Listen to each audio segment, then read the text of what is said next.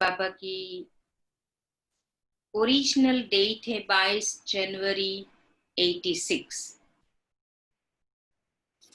और मुरली का हेडिंग है बाप दादा की आशा संपूर्ण और संपन्न बनो।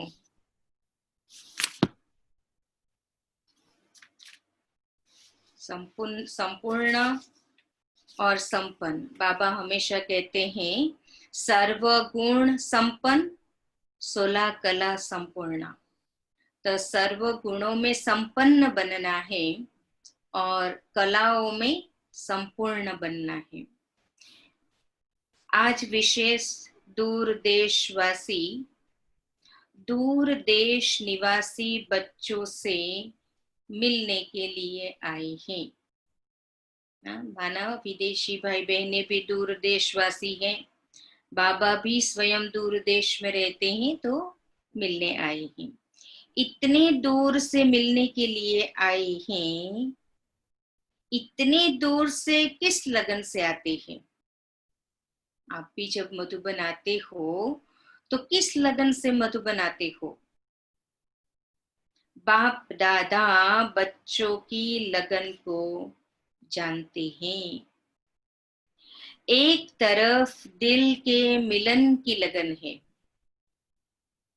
दूसरे तरफ बाप से मिलने के लिए धैर्य भी धरा है। इसीलिए धैर्य का फल विशेष रूप में देने के लिए आए हैं। जो धीरज रखी है इतने जन्मों से, तो बाबा उसका फल देने के लिए आए हैं, विशेष मिलने के लिए आए हैं।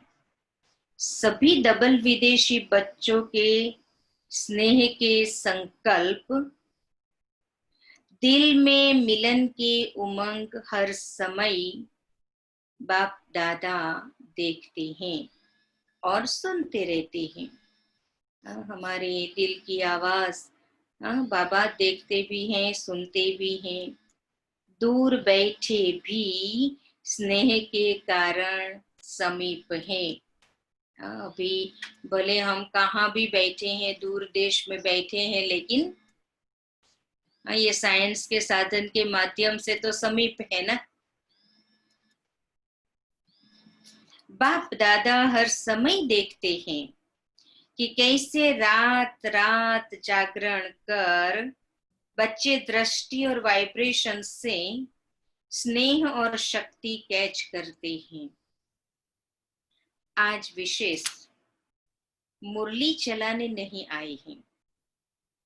मुरली या तो बहुत सुनी, अब तो बाप दादा को यह विशेष प्रत्यक्ष स्वरूप, बाप दादा के स्नेह का प्रमाण स्वरूप, संपूर्ण और संपन्न बनने के समीपता का स्वरूप, श्रेष्ठ संकल्प, श्रेष्ठ बोल, श्रेष्ठ कर्म, श्रेष्ठ संबंध और संपर्क, ऐसा श्रेष्ठ स्वरूप देखना चाहते हैं।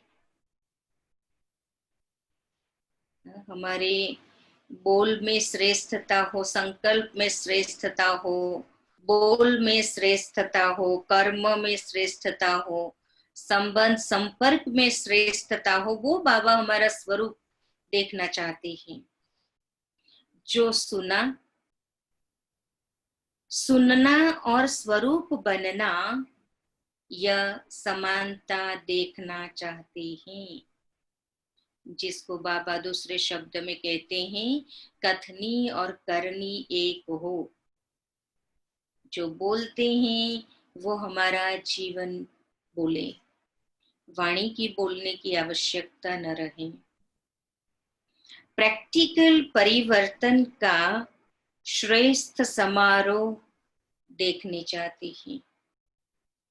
इस वर्ष में सिल्वर गोल्डन जुबिली तो मनाई और मनाएंगी, लेकिन बाप दादा सच्चे बेदाग अमूल्य हीरो का हार बनाने चाहते हैं। बेदाग हीरा। कोई भी हीरा खरीदने जाते हैं तो क्या देखते हैं कि छोटा सा भी दाग हीरे के अंदर तो नहीं है। अगर है तो उसकी वैल्यू बहुत कम हो जाती है। अगर मेरे में छोटा सा दाग, कहीं राग, द्वेष, आलस, नफरत, ईर्ष्या, परचिंतन, परदर्शन का छोटा सा दाग भी यदि है तो मेरी वैल्यू कम हो जाती है। और बाबा तो चाहते हैं बेदाग हीरा। ऐसा एक एक हीरा अमूल्य चमकता हुआ, जो उसके लाइट माइट की चमक हद तक नहीं लेकिन बेहद तक जाए। बाप दादा ने बच्चों के हद के संकल्प, हद के बोल, हद की सेवाएं, हद के संबंध बहुत समय देखे। अभी तो सचमुच में बेहद नहीं लगता है। हाँ, आप कभी कहाँ से मुरली सुन रहे हैं, कहाँ से क्लास सुन रहे हैं, तो ये बेहद ही है ना, है ना। तो बाबा कहते हैं कि हद के संकल्प, हद के बोल, हद की सेवाएं, हद के संबंध तो बाबा ने बहुत देखे, लेकिन अभी बेहद का बाप है, बेहद के सेवा की आवश्यकता है। उसके आगे ये दीपकों की रोशनी क्या लगेगी। अभी लाइट हाउस, माइट हाउस बनना है। बेहद के तरफ दृष्टि रखो। बेहद की दृष्टि बने तब सृष्टि परिवर्तन हो। बेहद की दृष्टि, कहां पर भी लिमिटेशंस न आए, तो बेहद की दृष्टि, तब सृष्टि परिवर्तन हो। सृष्टि परिवर्तन का इतना बड़ा कार्य थोड़े समय में संपन्न करना है। 86 में बाबा ने कहा था थोड़ा समय, लेकिन अब तो सचमुच लगता है बहुत कम समय रह गया है। और हमें सृष्टि परिवर्तन का कार्य कितनी स्पीड से करना होगा। तो गति और विधि भी बेहद की फास्ट चाहिए।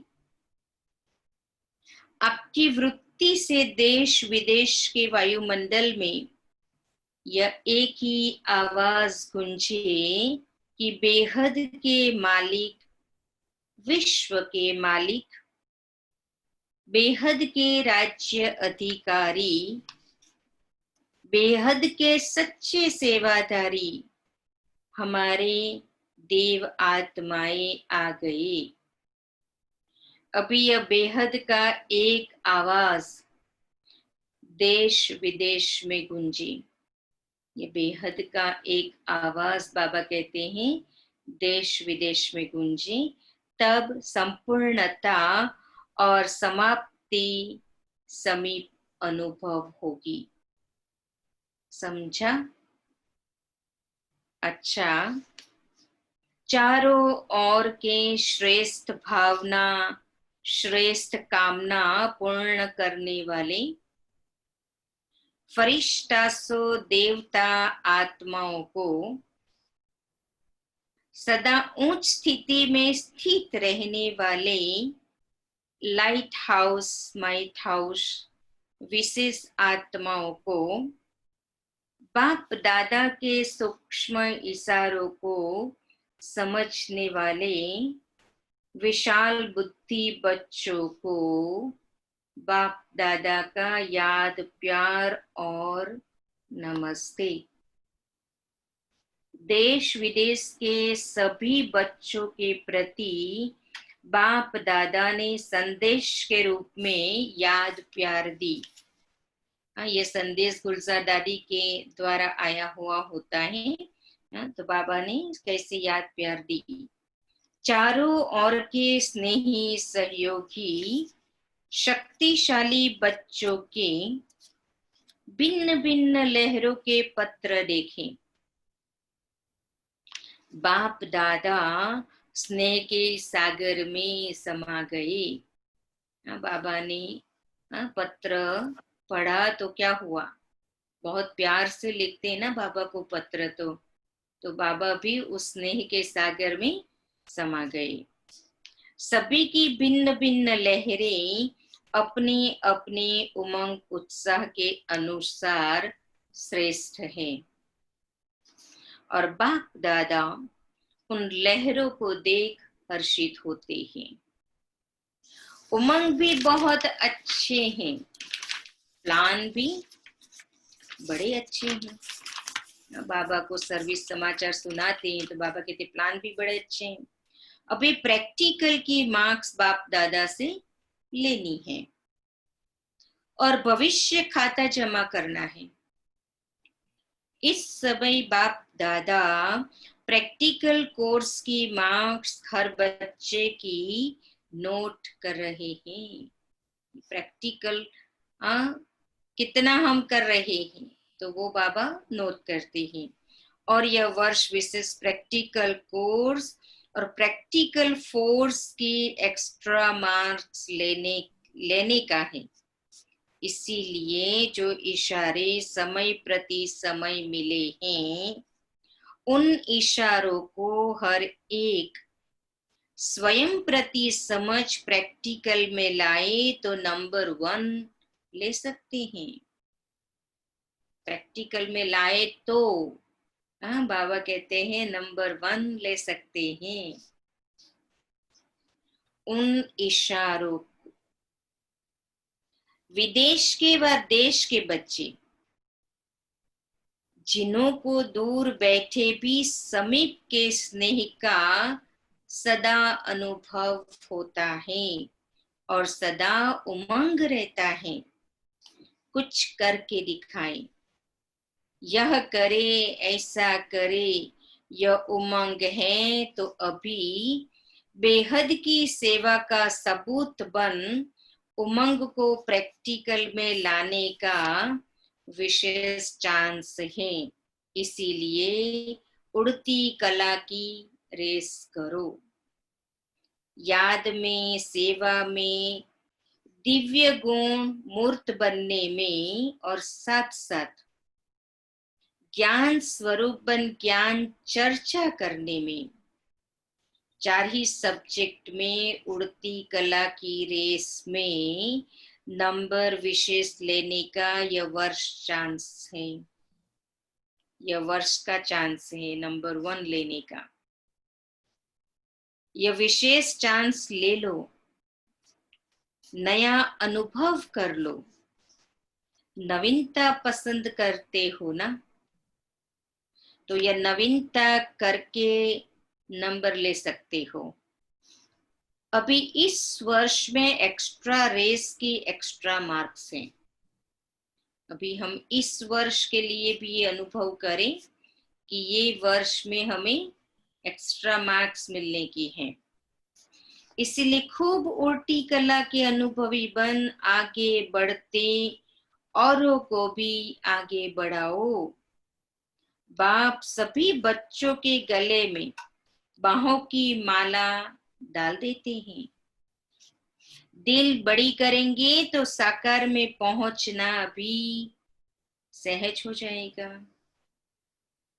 जहां दिल है वहां धन आ ही जाएगा, आ ही जाता है। दिल धन को कहां न कहां से लाता है। इसीलिए दिल है और धन नहीं है, यह बाप दादा नहीं मानते हैं। किसी को मधुबन आने की दिल हो और बाबा कहते हैं, कोई कहते हैं कि बाबा हमारे पास टिकट का पैसा नहीं है, तो बाबा कहते बाबा ये नहीं मानता, अगर दिल है तो धन भी आ ही जाता है। दिल वाले को किसी न किसी प्रकार से टचिंग होती है और पहुंच जाती है। मेहनत का पैसा हो, मेहनत का धन पदम गुणा लाभ देता है।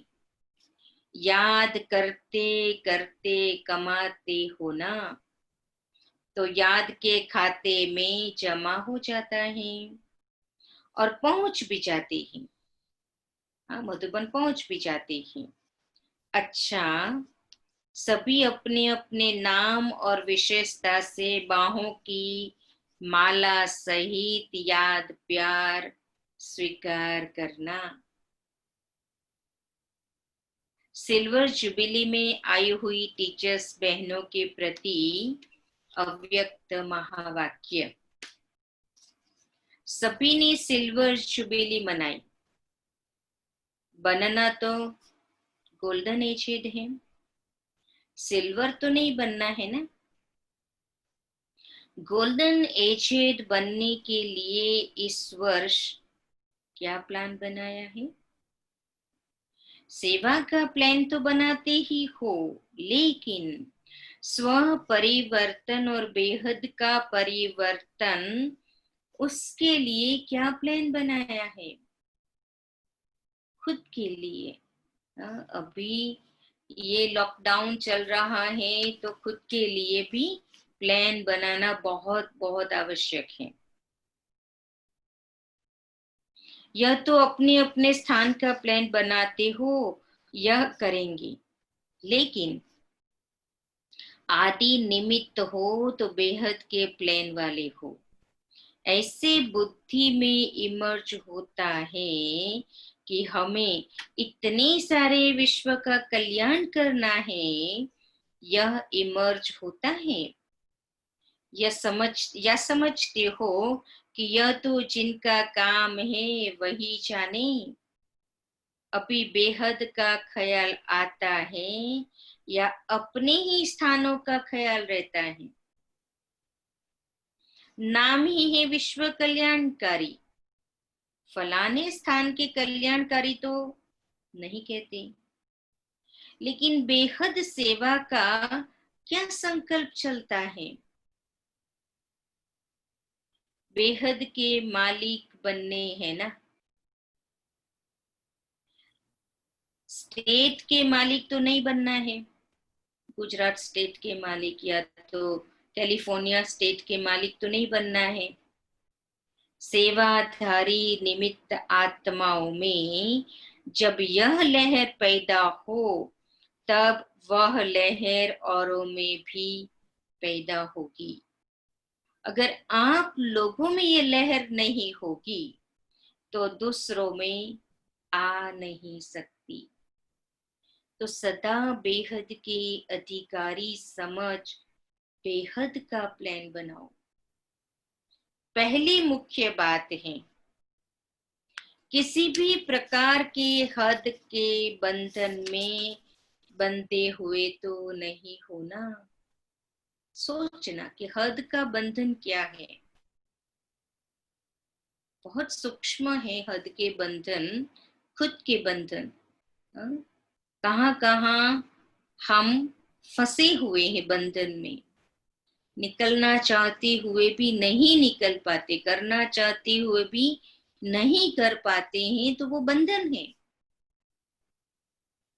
तो बाबा कहते हैं बंधन मुक्त ही बेहद की सेवा में सफल होंगे। यहाँ ही यह प्रत्यक्ष होता जा रहा है और होता रहेगा। तो इस वर्ष में क्या विशेषता दिखाएंगे? दृढ़ संकल्प तो हर वर्ष करती हो। दिवाली पर, नए साल पर हम अपनी बर्थडे पर या मदर्स डे, फादर्स डे पर हम दृढ़ संकल्प कोई ना कोई तो करते ही हैं। तो बाबा कहते वो तो हर वर्ष करते हो। जब भी कोई ऐसा चांस बनता है उसमें भी दृढ़ संकल्प तो करते भी हो, कराते भी हो। शिवरात्रि पर भी हम प्रतिज्ञा कराते हैं एक दूसरे को। तो दृढ़ संकल्प लेना भी कॉमन हो गया है। कहने में दृढ़ संकल्प आता है, लेकिन होता है संकल्प जिसमें दृढ़ता नहीं है, केवल संकल्प है। अगर दृढ़ होता तो दोबारा नहीं लेना पड़ता। कितनी प्रैक्टिकल बात है। अगर कोई संकल्प हमने दृढ़ ले लिया तो दृढ़ लिया तो मना हम करके ही रहेंगे ना, तो दोबारा फिर करने की आवश्यकता नहीं है। दृढ़ संकल्प यह शब्द कॉमन हो गया है। अभी कोई भी काम करते हैं तो कहते ऐसे ही हैं कि हाँ दृढ़ संकल्प करते हैं, लेकिन ऐसा कोई नया साधन निकालो जिसमें सोचना और करना समान हो। प्लान और प्रैक्टिकल दोनों साथ हो। प्लान तो बहुत है, लेकिन प्रैक्टिकल में समस्या भी आती है, मेहनत भी लगती है। प्रैक्टिकल करने में फिर मेहनत भी लगती है, सामना करना भी पड़ता है। यह तो होगा और होता ही रहेगा, लेकिन जब लक्ष्य है तो प्रैक्टिकल में सदा आगे बढ़ते रहेंगे। अभी ऐसा प्लान बनाओ जो कुछ नवीनता दिखाई दे। ऐसा प्लान बनाओ, बाबा कहते हैं, उसमें नवीनता दिखाई दे। नहीं तो हर वर्ष इकट्ठे होते हो, कहते हो वैसे का वैसा ही है। एक दो को वैसा ही देखते, मन पसंद नहीं होता। जितना चाहते हैं उतना नहीं होता। वह कैसे हो? इसके लिए जो ओटे सो अर्जुन, मैं पहले करूं, उसको बाबा अर्जुन कहते हैं। एक भी निमित्त बन जाता है तो औरों में भी उमंग उत्साह तो आता ही है। तो इतने सभी इकट्ठे हुए हो, ऐसा कोई प्लान प्रैक्टिकल का बनाओ। थ्योरी के भी पेपर्स होते हैं, प्रैक्टिकल के भी होते हैं। यह तो है कि जो आदि से निमित्त बने हैं उनका भाग्य तो श्रेष्ठ है ही। अभी नया क्या करेंगे? अभी नया क्या करेंगे? बाबा कहते हैं इसके लिए विशेष अटेंशन। हर कर्म करने के पहले यह लक्ष्य रखो कि मुझे स्वयं को संपन्न बनाए, सैंपल बनाना है।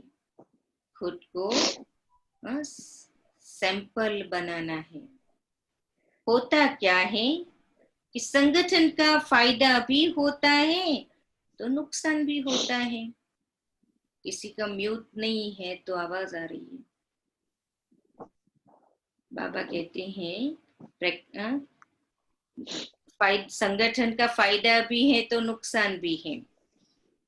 संगठन में एक दो को देख अलबेलापन भी आता है और संगठन में एक दो को देख करके उमंग उत्साह भी आता है। दोनों होता है। तो संगठन को अलबेलेपन से नहीं देखना है। अभी यह एक रीति हो गई है। यह भी करते हैं, यह भी करते हैं, क्या देखते हैं? ये भी कर रहा है, वो भी कर रहा है। हमने भी किया तो क्या हुआ? कोई एक गलती करता है तो उसको देख करके दूसरे भी गलती करते हैं और कहते हैं हमने भी किया तो क्या हुआ? ऐसे चलता ही है। ये कौन सी भाषा है? ज्ञानी की भाषा है या अज्ञानी की भाषा कहेंगे? तो बाबा कहते हैं तो यह संगठन में अलबेलापन के नुकसान होता है। संगठन से श्रेष्ठ बनने का सहयोग लेना वह अलग चीज है। अगर ये लक्ष्य रहे कि मुझे करना है, मुझे करके औरों को कराना है, फिर उमंग उत्साह रहेगा करने का भी और कराने का भी। कोई करे या ना करे, मैं पहले करूं, मुझे देख और करेंगे, तो उमंग उत्साह ऐसे बढ़ेगा भी। और बाबा कहते हैं फिर उमंग उत्साह रहेगा करने का भी और कराने का भी, और बार बार इस लक्ष्य को इमर्ज करे। अगर सिर्फ लक्ष्य रखा तो भी वो मर्ज हो जाता है। बाबा कहते लक्ष्य रखा तो मर्ज हो जाता है, इसीलिए प्रैक्टिकल नहीं होता। तो लक्ष्य को समय प्रति समय इमर्ज करो। लक्ष्य और लक्षण भी बार बार मिलाते चलो। जो मेरा लक्ष्य है उसके अनुसार मेरे में लक्षण आते जा रहे हैं। बाबा कहते उसको मिलाते चलो, फिर शक्तिशाली हो जाएंगे। नहीं तो साधारण हो जाता है। अभी इस वर्ष हर एक यही समझे कि हमें सिंपल और सैंपल बनना है। यह सेवा की प्रवृत्ति वृद्धि को तो पाती रहती है, लेकिन यह प्रवृत्ति उन्नति में विघ्न रूप नहीं बननी चाहिए। अगर उन्नति में विघ्न रूप बनती है तो उसे सेवा नहीं कहेंगे। अच्छा है तो बहुत बड़ा झुंड, जब एक इतना छोटा सा एटम बॉम्ब भी कमाल कर दिखाता है, तो यह इतने आत्मिक बॉम्ब्स क्या नहीं कर सकते हैं। स्टेज पर तो आने वाले आप लोग हो ना। गोल्डन, अभी बाबा कहते हैं स्टेज पर तो आने वाले आप लोग हो ना। गोल्डन जुबिली वाले तो हो गए बैकबोन, लेकिन प्रैक्टिकल में स्टेज पर तो आने वाले आप हो। अभी ऐसा कुछ करके दिखाओ जैसे गोल्डन जुबिली के निमित्त आत्माओं का स्नेह का संगठन दिखाई देता है, और उस स्नेह के संगठन ने प्रत्यक्ष फल दिखाया, सेवा की वृद्धि और सेवा में सफलता। ऐसे ही ऐसा संगठन बनाओ जो किले के रूप में हो। राजा महाराजाओं के पैलेस में आप देखो कितना बड़ा किला होता है, फोर्ट होता है, जो उसका प्रोटेक्शन होता है। तो हमारा किला कौन सा हो? हमारा संगठन। ऐसे गोल्डन जुबिली वाली निमित्त दीदियां दादियां जो भी हैं, उन्होंने जब स्नेह और संगठन की शक्ति का प्रत्यक्ष फल दिखाया, तो आप भी प्रत्यक्ष फल दिखाओ। तो एक दो के समीप आने के लिए समान बनना पड़ेगा। संस्कार भिन्न भिन्न तो है भी और रहेंगे भी। ऐसे तो संस्कार सभी के एक समान तो हो नहीं सकते। अभी जगदम्बा को देखो और ब्रह्मा को देखो, संस्कार भिन्न भिन्न ही रहे। अभी जो भी निमित्त दीदी दादियां हैं, संस्कार एक जैसे तो नहीं है, लेकिन संस्कार मिलाना यह स्नेह का सबूत। बाप दादा का स्नेह का सबूत यदि दिलाना है, तो हम एक दूसरे का संस्कार से संस्कार मिलाए। दो आपस में होते हुए भी एक दिखाई दे।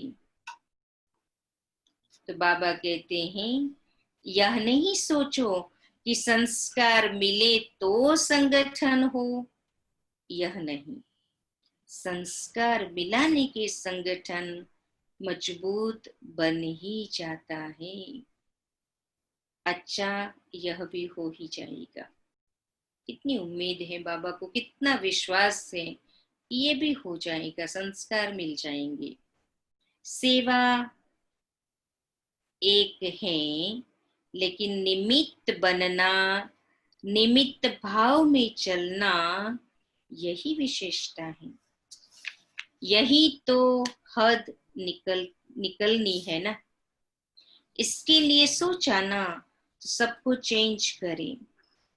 एक सेंटर वाले दूसरे सेंटर में जाने चाहिए, सभी तैयार हो, ऑर्डर निकलेगा। आपका तो हैंड्स अप है ना, हाथ ऊंचा है ना, आप तो ट्रांसफर में जाएंगे ना। बदलने में फायदा भी है। इस वर्ष यह नई बात करे ना, नष्ट मोहा तो होना ही पड़ेगा। क्योंकि बाबा ने देखा कि जो सेवा साथी हैं, जो स्टूडेंट्स हैं, जो सेंटर से बहुत अटैच हो जाते हैं, तो बाबा कहते हैं नष्ट मोह तो होना ही पड़ेगा। जब त्यागी तपस्वी बन गए, तो यह क्या है? त्याग ही भाग्य है। तो भाग्य के आगे यह क्या त्याग है?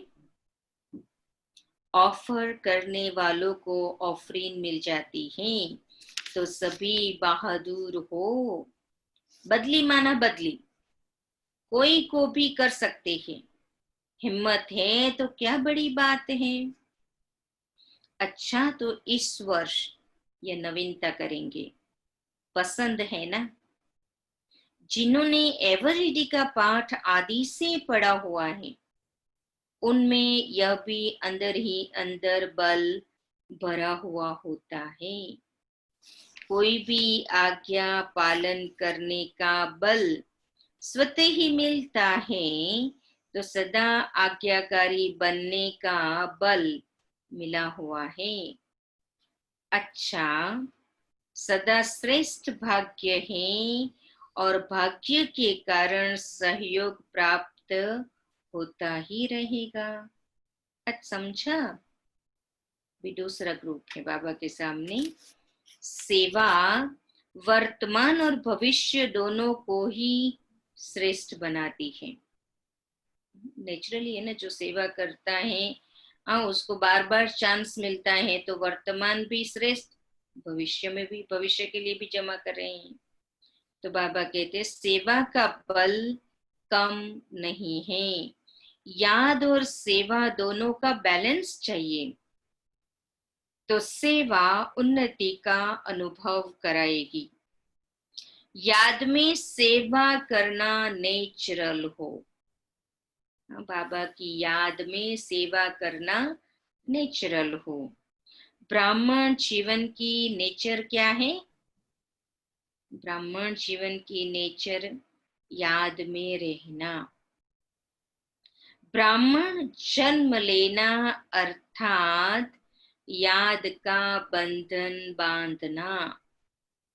जैसे वह ब्राह्मण जीवन में कोई ना कोई निशानी रखते हैं। ब्राह्मण जीवन में कोई ना कोई निशानी रखते हैं। बाबा कहते हैं जनेऊ पहनते हैं, तिलक करते हैं, तो कोई ना कोई निशानी रहते कि मैं ब्राह्मण हूं, ये बात भूल न जाए। तो बाबा कहते हैं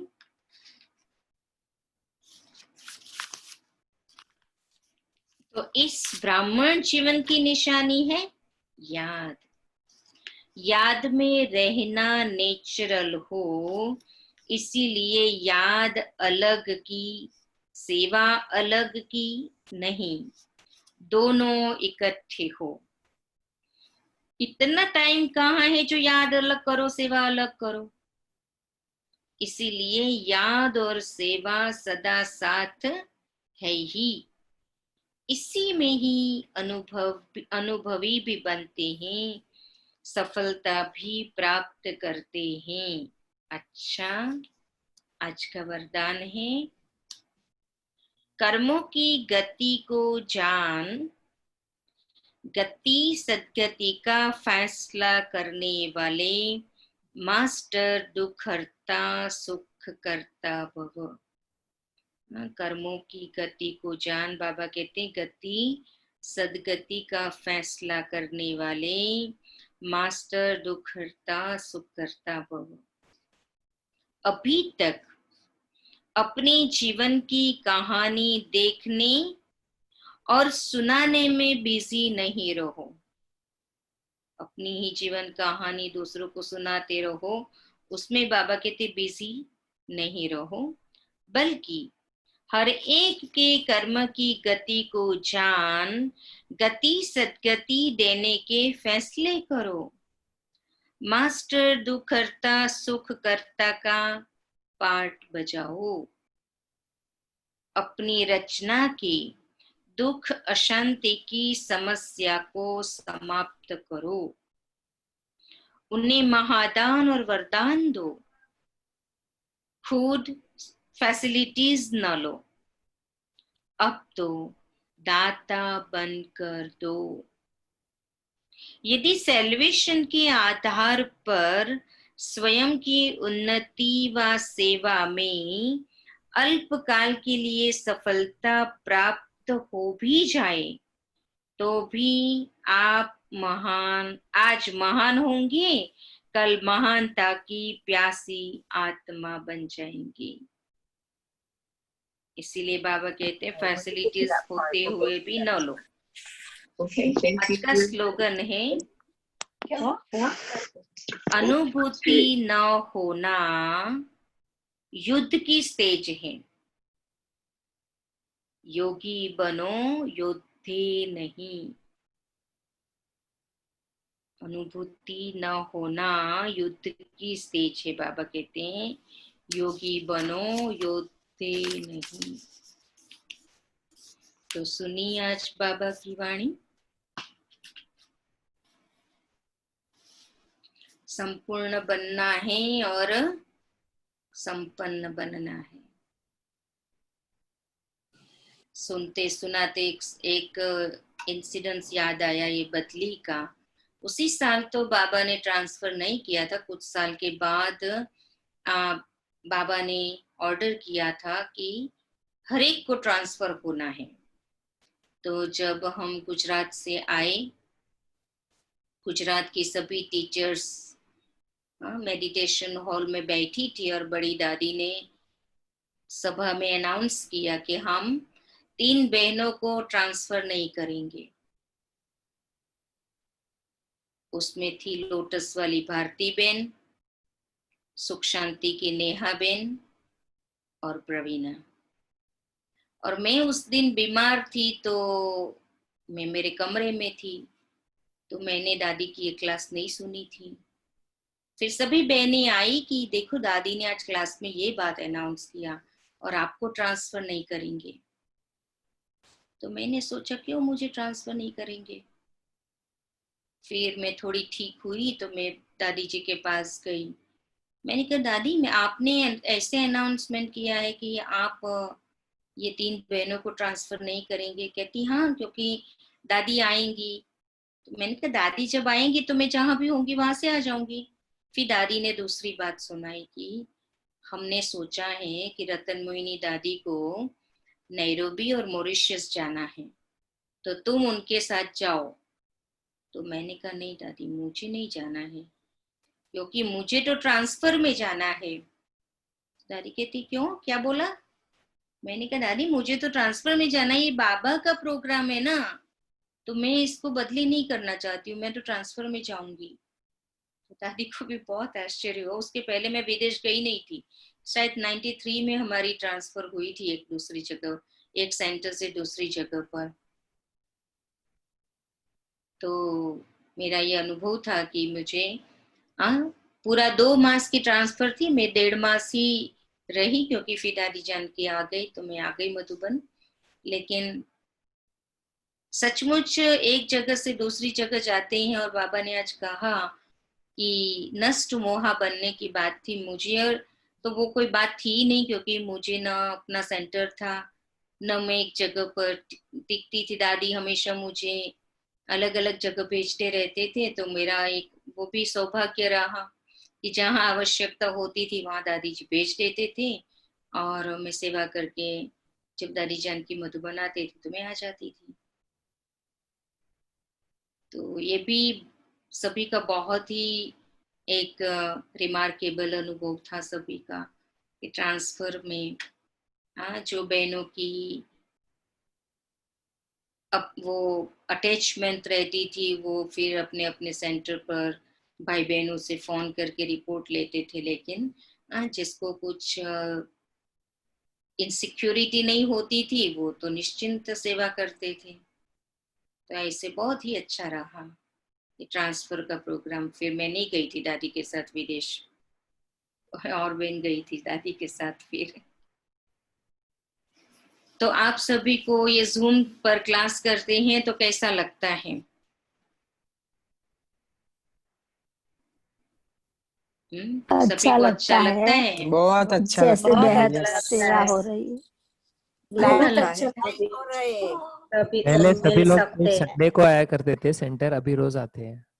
हाँ देखो, अभी रोज क्लास में आते हैं ना, क्योंकि समय बच गया, और यस और पेट्रोल का खर्चा बच गया। गया। टाइम बच यस गया, टाइम, वही समय बच गया ना, समय अब वही। यहाँ नजदीक है तो सब आ सकते हैं। कि दादी को होता था कि इतने सारे पांडव हैं, तो कोई हमारा एक स्थान होना चाहिए कि जहाँ ये लोग खेल कूद कर सके। तो उसी बात वो पीस पार्क लिया गया, और पीस पार्क में फिर क्या होता था कि हाँ, दादी पहले तो महीने में 2 बार तो प्रोग्राम बना ही लेते थे पीस पार्क जाने का। और पीस पार्क में फिर ब्रह्मा भोजन रख देते थे, पिकनिक का प्रोग्राम रख देते थे, खेल कूद का कंपटीशन भी शुरू के दिनों में बहुत होती थी कंपटीशन। मुझे भी याद है कि मैंने भी एक कंपटीशन में भाग लिया था। वो हम लोगों को वो तिलक दे दिया कि हर एक अपने चेहरे पर जितना मैक्सिमम लगाएंगे उसका नंबर आएगा। लेमन, स्पून में लेमन डाल करके दौड़ने का, और बोरी में एक पाँव बांध, दोनों पाँव रख करके बोरी से दौड़ने का। तो ऐसा खेल कूद दादी ने बहुत करवाया शुरू के दिनों में। लेकिन जब तपस्या का मास होता था, जैसे जनवरी मास है, जैसे ये बारिश के दिन होते थे, तो दादी बहुत ही इंटेंस पट्टियां कराती थी। कि मधुबन वाले को, क्योंकि जैसे ही बाबा की सीजन अप्रैल में पूरी होती थी तो सभी घर जाने की बात करती थी। और फिर दादी को अच्छा नहीं लगता था कि भाई लोग घर, भाई बहने जो घर जाने की बात करते हैं। तो दादी फिर कहती थी अच्छा ठीक है जाओ, लेकिन सप्ताह में वापस आने का। सप्ताह से ज्यादा दादी छुट्टी देते ही नहीं थे उन दिनों में तो। और मधुबन में ऐसा वातावरण बना के रखते थे, तपस्या का वातावरण। और शाम के टाइम पर सभी, कोई बाहर इधर उधर घूमता हुआ नजर नहीं आता था। एक तो शांति स्तंभ, गर्मी के दिनों में तो शांति स्तंभ पर बिछा करके सब लोग शांति स्तंभ पर योग करते थे। और इवन बरसात भी पड़ती थी ना, तो दादी को इतना उमंग उत्साह आता था, अरे चलो वाटरफॉल देखने के लिए चलते हैं। तो बस निकलवाती थी और सभी को, जितने बस में आ सकते थे सभी को जो सामने होता था बिठा देती थी और वाटरफॉल देखने के लिए ले जाती थी। इतना उमंग उत्साह, हम तो देखते ही रह जाते थे दादी को, कि कैसे दादी एक एक बात को एंजॉय करती थी। और पहली बरसात पड़ती थी उस समय तो हमेशा ही मधुबन में पकोड़ा बनता ही बनता था, गरम गरम। कभी बरसात क्लास के टाइम पर अगर पड़ती थी ना, तो दादी चुपचाप मैसेज भेजती थी भाई को किचन में कि हलवा बना के ले आओ। तो ऐसे क्लास की टोली फिर हलवा होती थी, गरम गरम हलवा ठंड बरसात के दिनों में। क्लास में एक एक डिपार्टमेंट को कभी कभी दादी अचानक कह देती थी, अरे धोबी घाट वाले क्या सेवा करते हैं, अच्छा सभी धोबी घाट वाले खड़े हो जाओ। ऐसे सब खड़े हो जाते थे। एक बार एक भाई, छोटा सा भाई था, और वो उसकी मक्खन निकालने की ड्यूटी थी। अभी वो अकेला ही मक्खन निकालता था, रोज ही मक्खन निकलता था यज्ञ के अंदर। तो वो भाई फिर कहने, दादी ने बोला रोज मधुबन में मक्खन कौन निकालता है? दादी को तो पता होता था, लेकिन दादी फिर पूछती, वो भाई दर दर करके खड़ा हुआ, क्योंकि उसको लगा पता नहीं मैंने कोई गलती तो नहीं किया है जो दादी ऐसे पूछ रही कि मक्खन कौन निकालता है। तो अच्छा, दादी ने कहा अच्छा इधर आओ। तो डर डर के बेचारा स्टेज पर गया, और फिर दादी ने उसको फूल दिया, और इतना खुश वो भाई, इतना खुश कि जैसे कि कोई अवार्ड मिल गया हो। कहने का भाव कि दादी उन दिनों में छोटी सी सेवा को भी बहुत बहुत अप्रिशिएट करते थे। तो क्यों नहीं हर एक को लगता है कि हम दिल से सेवा करें। गेहूं अभी इन दिनों में मई मास में हमारे पास यज्ञ में गेहूं भरने का दिन होता है, तो गेहूं भी सारे साफ करके भरना होता है। तो दादी खुद क्लास में कहती थी अच्छा चलो कौन है जो आज अनाज साफ करने में मदद। दादी भी जाएगी। दादी ऐसे नहीं कहती मैं भी जाऊंगी, हमेशा ये कहती दादी भी जाएगी सफाई करने में। सभी मना करते थे नहीं नहीं दादी आप क्यों आओ, तो कहती नहीं नहीं दादी भी जाएंगी। क्यों, दादी नहीं कर सकती है क्या? और मुझे एक सीन याद आया, सचमुच में ये आम की सीजन चल रही है ना भारत में। तो एक बार रमेश भाई ने मधुबन से एक बॉक्स आम भेजा, मधुबन में बॉम्बे से। तो मुन्नी बेन ने आके दादी को बोला कि दादी आपके लिए एक बॉक्स आम आया है। दादी कहती है दादी के लिए आया है? तो कहते हैं हाँ दादी आपके लिए आया है, एक बॉक्स आया है। अच्छा एक बॉक्स आया है। फिर सुबह में दादी क्लास में आई, खाया नहीं दादी ने, क्लास में आई, कहती है देखो बॉम्बे से आम आया है। मार्च महीने में आम आना भी बहुत बड़ी बात होती थी। तो कहते बॉम्बे से आम आया है, आप बताओ दादी के लिए आम आया है, क्या दादी अकेले खा सकती है? तो कहते बिल्कुल नहीं दादी, कैसे आप लोगों को छोड़ करके खा सकती है। फिर एक आम से कितने पीसेस किया और सारी सभा को एक एक टुकड़ा आम दिया कि सभी को मधुबन वाले को ये आम मिलनी चाहिए। तो आप सोचो, रमेश भाई को भी हमेशा ही रहता था कि मधुबन भेजे बिना हम नहीं खाएंगे, तो वो पहला मधुबन भेजता था फिर खाता था। तो ये भी एक बहुत बड़ी बात होती थी कि कैसे पहले मधुबन याद आता है हर बात में। और दादी को फिर दादी फिर सभी बच्चों को छोड़ करके थोड़ी खाएंगी। तो ऐसी दादियों की पालना याद आती रहती है कि कैसे दादियां आज भी वो पालना कर रही है। मैं तो यही कहूंगी सूक्ष्म में, लेकिन दादी तो दादी साकार में ही नहीं थी है। साकार में नहीं है, लेकिन सूक्ष्म में भी अभी भी वही पालना कर रही है। उसी समय से सिस्टम बनी थी। वलसाड से एक ट्रक आम आती थी, अभी भी आती है। सब मधुबन निवासी, तीनों घर के मधुबन निवासियों को फिर आम देती है। कभी कहाँ से ट्रक आ जाती थी, कभी कहाँ से आ जाती है। तो इन दिनों में यही बात रहती थी कि कहीं से आम आई है, डिपार्टमेंट वाले उसको पूरा पकाएंगे, उसके बाद डिस्ट्रीब्यूट करेंगे। तो सचमुच में पालना तो वो ही पालना है। कैसे दादी पालना करती थी। वो दादी की बात तो अलग ही है। क्लास में भी बोलेगी सबको आइसक्रीम खिला दो, और भैया को अचानक तो ऊपर नीचे हो जाता था क्योंकि कभी कभी रेडी भी नहीं हो और दादी बोल देगी सभी को आज आइसक्रीम मिलेगा। फिर मशीन आ गई तो अभी तो इजी है। आज भी मधुबन में आम की आइसक्रीम मिली सबको, जितने भी यहाँ हैं 1600 के करीब है। तो सबको आम की आइसक्रीम मिली आज जनरल में।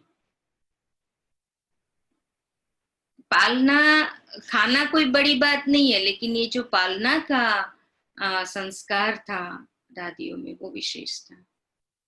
मेरा एक अनुभव है कि मैं हर वेकेशन में मधुबन आती थी, और मधुबन में आती थी तो फिर जाना भी पड़ता था। तो एक बार मेडिटेशन हॉल में बाबा आए हुए थे, तब ओम शांति भवन नहीं था, मेडिटेशन हॉल था, और बाबा आए हुए थे। और दूसरे दिन सुबह मेरी ट्रेन थी। अब बाबा ओम शांति भवन में बैठा हो तो कौन जाने की बात करेगा ना।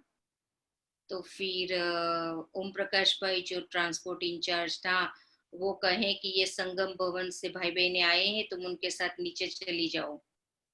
तो मुझे बाबा से टोली भी दिलवा दिया कि तुम बाबा से टोली ले लो और तुम चली जाओ नीचे। अभी मेरा तो मन नहीं मान रहा था कि मैं जाऊं, क्योंकि ट्रेन तो दूसरे दिन थी। तो फिर मैं बड़ी दादी के पास गई। मैंने कहा दादी मैं छुट्टी लेने आई हूँ। तो दादी कहती क्यों, कहाँ जाना है? मैंने कहा दादी कल सुबह मेरी ट्रेन है ना, तो ओम प्रकाश भाई चाहता है कि मैं अभी चली जाऊं, संगम भवन में जाके रुक जाऊं। कहती ट्रेन कितने बजे है? तो मैंने कहा दादी सुबह 8 बजे है मेरी ट्रेन। कहती 8 बजे ट्रेन है ना, अभी क्यों जाती हूँ? मैंने कहा दादी मेरी दिल तो नहीं है, लेकिन फिर सुबह में कैसे जाऊंगी? तो ये संगम भवन की गाड़ी आई है तो उसमें जाने के लिए बोल रहा है। दादी कहती है ओम प्रकाश को बुलाओ। और मैं ओम प्रकाश भाई के पास गई। मैंने कहा ओम प्रकाश भाई दादी जी आपको बुला रही है। वो तो आया। कहते हैं बोलो दादी। तो कहते हैं कुमारी को तुम अभी क्यों भेज रहा है? तो कहते हैं दादी सुबह उसकी ट्रेन है। कितने बजे ट्रेन है? तो कहते हैं 8 बजे ट्रेन है। 8 बजे ट्रेन है ना, फिर वो सुबह जाएंगी। तो दादी सुबह कैसे जाएंगी? अरे दादी की गाड़ी छोड़ने जाएगी। एक ही गाड़ी यज्ञ के अंदर, तब दादी की, केवल दादी की गाड़ी। कहते दादी की गाड़ी छोड़ने जाएंगी। मैं इतनी गदगद हो गई कि मैं एक साधारण कन्या, मैं टीचर भी नहीं, सेंटर पर रहने वाली भी नहीं, और दादी कहे कि दादी की गाड़ी छोड़ने जाएगी। तो मुझे उस दिन इतना प्राउड फील हुआ कि देखो दादी को कितनी बड़ी दिल है कि मुझे भी दादी अपनी गाड़ी देने के लिए तैयार है। फिर भाई साहब ने बोला अच्छा देखता हूँ कैसे दादी की गाड़ी छोड़ने जाएगी। लेकिन अब मैं तो निश्चिंत हो गई, क्योंकि अब मेरी जिम्मेवारी नहीं है, भाई साहब की जिम्मेवारी है मुझे भेजने की। फिर सुबह ट्रक जाती है ना सब्जी लेने के लिए, 5 बजे 6 बजे के करीब ट्रक जाती है, तो उस ट्रक में मेरे को बिठा दिया कि तुम जाओ नीचे। तो मैं तो ट्रक में बैठ करके नीचे चली गई। लेकिन दादी ने तो मेरी दिल ले लिया ना, क्योंकि मुझे जाना नहीं था, बाबा आए हुए थे मेडिटेशन हॉल में। तो ये दादी थी कि बहुत ही बड़ी दिल दादी की। तो ऐसे बहुत सारे अनुभव हम लोगों को दादियों के साथ करने। और दादी क्लास में आए तो भी सबको बोले सबको कंफर्ट है, सबको बेड मिला है, किसी को कोई प्रॉब्लम है। वो दादी के सिवाय अभी बोलते हैं सब लोग, लेकिन वो फीलिंग नहीं आती जितना जब दादी थी। वो अपनापन था ना। या मैं तो बहुत 1 घंटा तक बैठी हूँ, मैं और दादी 90 में। मेरी तो रोज की ड्यूटी लगी थी। मैं दादी जानकी के पास रहने आई तो मेरी रोज की ड्यूटी लगती थी कि रोज दादी के पास जाना है और दादी को सारे दिन का समाचार सुनाना है, लोगों को मिलवाना होता था। तो दादी मेरे को बोलती थी कि शाम को तुम दादी के पास इनको मिला के लाना। तो वैसे भी मैं हर वेकेशन में मधुबन आती थी, तो बड़ी दादी के वैसे भी बहुत नजदीक थी।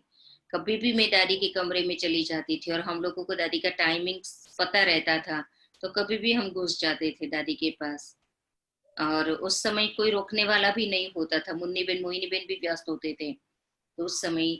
और दादी को पता होता था कि आई है कुछ बोलने पूछने कहने के लिए आई होंगी। तो दादी तुरंत पूछ, अच्छा कुछ कहना है? हाँ बोलो।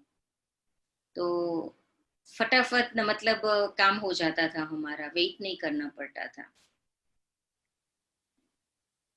तो ये भी एक वो दिन बहुत प्यारे थे। ये भी एक भाग्य था कि बड़ों के नजदीक रहने का।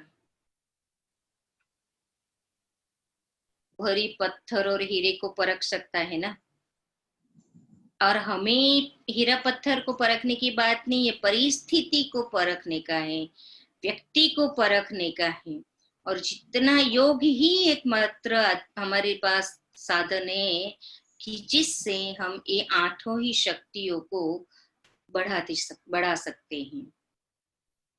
योग से क्लैरिटी आती है और एक टचिंग होती है योग से। जैसे जैसे हम योगी जीवन बनाते जाते हैं तो नेचुरली हमारे में वो परखने की शक्ति आती जाती है। तो योग के पावर को बढ़ाओ। कई बार हमें समझ नहीं आता है कि अगला व्यक्ति क्या चाहता है। वो ऐसा कई बारी शून्य का हमको ऐसा फील होता है, तो समझ नहीं आता है वो चाहता क्या है, जिसके अकॉर्डिंगली हम बिहेव करें ताकि वो संतुष्ट हो। तो तो वहां हम थोड़ा कई बार जैसे लगता है। योग में बैठेंगे ना तो हमको क्लैरिटी आ जाएंगी कि वो व्यक्ति क्या चाहता है हमारे से, और ज्ञान युक्त व्यवहार ही हमें दूसरों के साथ करना है। सामने वाला कैसा भी व्यवहार करे लेकिन हम ज्ञान युक्त व्यवहार करें उस आत्मा के साथ। कुछ लेके बैठे या कुछ ऐसी स्पेशल कुछ हाँ, विधि योग हो। में जब भी बैठो तो कोई ना कोई एम जरूर दो अपने मन को, क्योंकि मन को आदत पड़ी हुई है भटकने की। क्योंकि भक्ति में हमने क्या किया कि स्थूल साधनों को अपनाया, माला हाथ में लिया, मंत्रोच्चार किया, मूर्ति सामने रखी, पर मन को तो ठिकाने लगाया नहीं। तो मन को आदत पड़ी हुई है भटकने की। लेकिन अब जब भी हम योग में बैठते हैं तो कोई ना कोई छोटा सा लक्ष्य निर्धारित करो। चाहे बाबा की मुरली से एक स्लोगन पढ़ करके बैठो या ऊपर का सार पढ़ करके बैठो। और फिर योग में भी तो 3 विधियां है ना। एक है विचार सागर मंथन करना, एक है बाबा से रूह रिहान करना, और तीसरा है अनुभूति तक पहुंचना। तो पहले शुरुआत में तो विचार सागर मंथन ही करना पड़ता है, या तो फिर बाबा से संबंध जोड़ करके रूह रिहान करने का। लेकिन योग में कोई ना कोई लक्ष्य जरूर लेकर के बैठना जरूरी होता है, नहीं तो मन भटकेगा। इसीलिए आज मैं ये बात को फोकस करूंगी। जैसे पढ़ाई पढ़ते समय हम सोचते थे ना कि इतने चैप्टर मुझे इतने समय में पूरा करना है, तो योग में भी बैठे तो एक्सरसाइज कैसे करनी है वो तो कमेंट्री के माध्यम से करो। शुरुआत में कमेंट्री और गीतों का आधार लेना पड़ता है, लेकिन जब आप खुद अनुभवी हो जाते हैं तो फिर इन चीजों की आवश्यकता नहीं रहती है। लेकिन लक्ष्य जरूर दो अपने मन को। दीदी इसका कुछ एग्जाम्पल बताएंगे, जैसे कुछ योग में जब बैठे कुछ एग्जाम्पल बताइए। जैसे जैसे आपको विचार सागर मंथन करना है तो आप चाहे कोई एक बात को, सहनशीलता की बात अगर आप लेते हो कि समझो आपको अपने जीवन में सहनशीलता को बढ़ाना है, तो आप या तो सहनशीलता के ऊपर विचार सागर मंथन करो कि सहनशीलता क्या चीज है, क्यों आवश्यक है हमारे जीवन में, और सहनशील बनते हैं तो क्या क्या फायदे हैं, और नहीं बनते हैं तो क्या क्या नुकसान है, क्योंकि नुकसान भी पता होना चाहिए।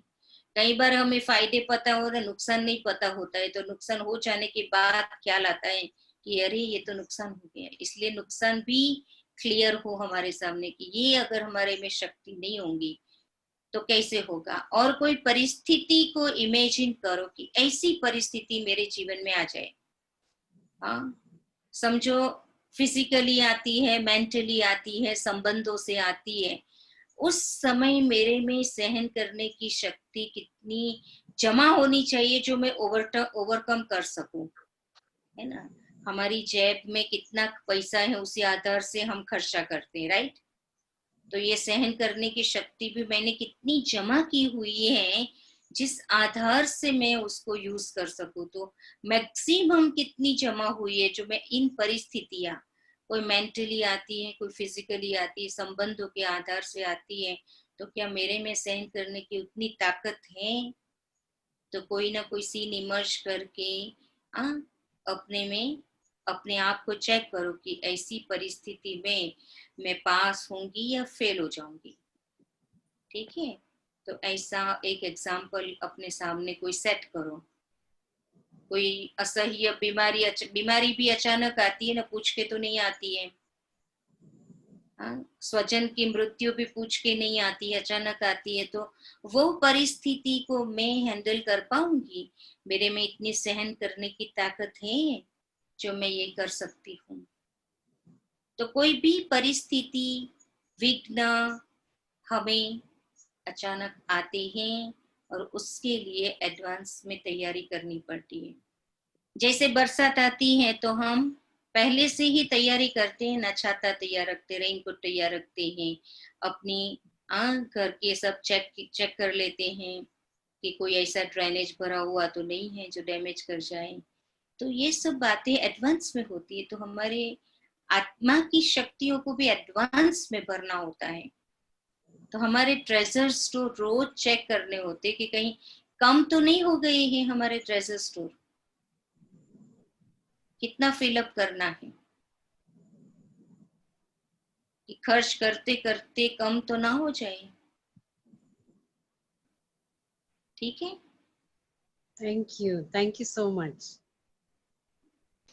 एक लाइट होती है, समझो अपने घर की लाइट, जो अपने घर को ही लाइट देती है। एक होती है स्ट्रीट लाइट, जो स्ट्रीट को रोशनी देती है।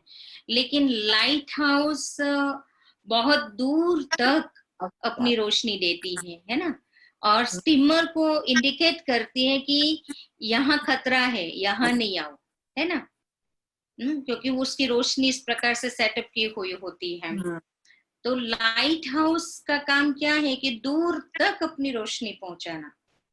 तो बाबा हमें ये नहीं कहता है कि आप 40 वोल्टेज का बल्ब बनो या 100 का बल्ब बनो। हमेशा बाबा यही शब्द प्रयोग करते, लाइट हाउस बनो, कि अनेकों के जीवन में रोशनी पैदा करने वाले बनो। न कि सिर्फ मेरा परिवार, मेरा एरिया नहीं। और अभी तो एक जगह पर बैठ करके हमें विश्व को रोशनी देनी है। तो ऐसे लाइट हाउस बनना है। और ज्ञान से शक्ति आती है, योग से शक्ति आती है। ज्ञान माना प्रकाश भी है, और योग से हमें आत्मा में ऐसी शक्ति भरनी है जो लाइट हाउस का कार्य करे। अगर मैं ही छोटी सी बात से डिस्टर्ब हो जाऊंगी, मैं ही अपसेट हो जाऊंगी, मेरा ही मूड खराब हो जाएगा, तो मैं दूसरों में ताकत कैसे भरूंगी, है ना। तो दूसरों में ताकत भरने के लिए पहले मुझे लाइट हाउस बनना पड़ेगा। क्योंकि ऐसी समस्याएं दुनिया के अंदर आने वाली हैं, और ऐसी बातें जो अनहोनी होंगी, उसके लिए बहुत शक्ति चाहिए, आत्मा में बहुत ताकत चाहिए। वैसे सीन को देखने के लिए, डाइजेस्ट करने के लिए बहुत ताकत चाहिए।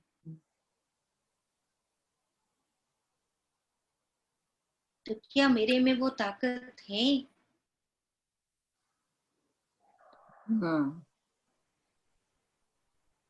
वो ताकत भरनी है। बाबा कहते हैं खून की नदियां बहेगी। आप सोचो, खूनी नाहक खेल होगा, आप सोचो क्या नहीं होगा दुनिया के अंदर। उसके लिए आत्मा में बहुत बहुत बहुत ताकत की जरूरत होगी। भटकती आत्माएं भी हिसाब लेने के लिए आएगी, उसके लिए मेरे पास ताकत है। क्योंकि जो आजकल होलसेल मृत्यु हो रही है, अकाले मृत्यु हो रही है, वो आत्माओं को तुरंत थोड़ी शरीर मिलने वाला है।